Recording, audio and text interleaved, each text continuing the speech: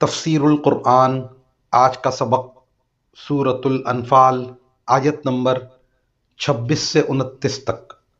اعوذ باللہ من الشیطان الرجیم، بسم اللہ الرحمن الرحیم۔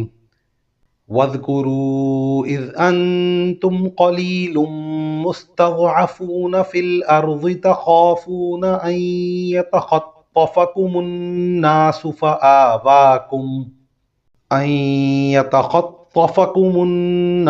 فَآوَاكُمْ وَأَيَّدَكُمْ بِنَصْرِهِ وَرَزَقَكُمْ مِنَ الطَّيِّبَاتِ لَعَلَّكُمْ تَشْكُرُونَ۔ يَا أَيُّهَا الَّذِينَ آمَنُوا لَا تَخُونُوا اللَّهَ وَالرَّسُولَ وَتَخُونُوا أَمَانَاتِكُمْ وَأَنْتُمْ تَعْلَمُونَ۔ وَاعْلَمُوا أَنَّمَا أَمْوَالُكُمْ وَأَوْلَادُكُمْ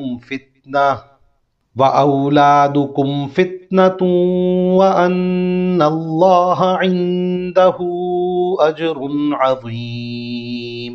يَا أَيُّهَا الَّذِينَ آمَنُوا إِن تَتَّقُوا اللَّهَ يَجْعَل لَّكُمْ فُرْقَانًا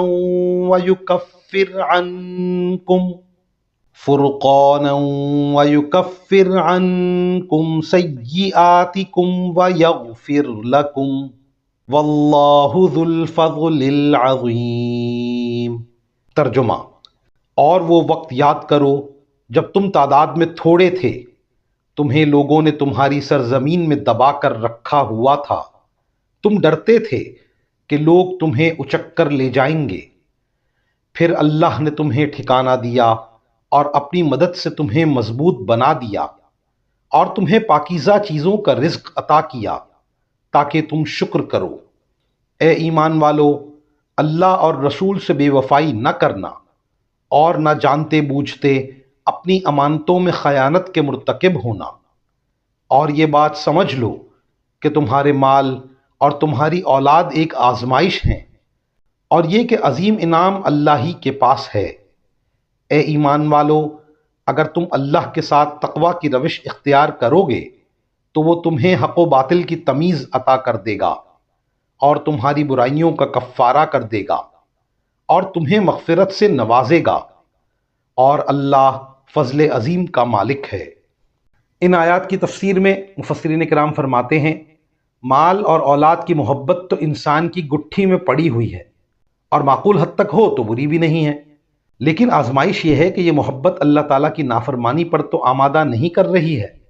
اگر اللہ تعالیٰ کی فرما برداری کے ساتھ یہ محبت ہوگی تو نہ صرف جائز بلکہ باعث ثواب ہے، لیکن اگر وہ نافرمانی تک لے جائے تو ایک وبال ہے۔ اللہ تعالیٰ ہر مسلمان سے اس کی حفاظت فرمائے۔ تقویٰ کی یہ خاصیت ہے کہ وہ انسان کو ایسی سمجھ عطا کر دیتا ہے جو حق اور ناحق میں تمیز کرنے کی اہلیت رکھتی ہے، اور گناہ کی ایک خاصیت یہ ہے کہ وہ انسان کی عقل خراب کر دیتا ہے، جس سے وہ اچھے کو برا اور برے کو اچھا سمجھنے لگتا ہے۔ وآخر دعوانا ان الحمد للہ رب العالمین۔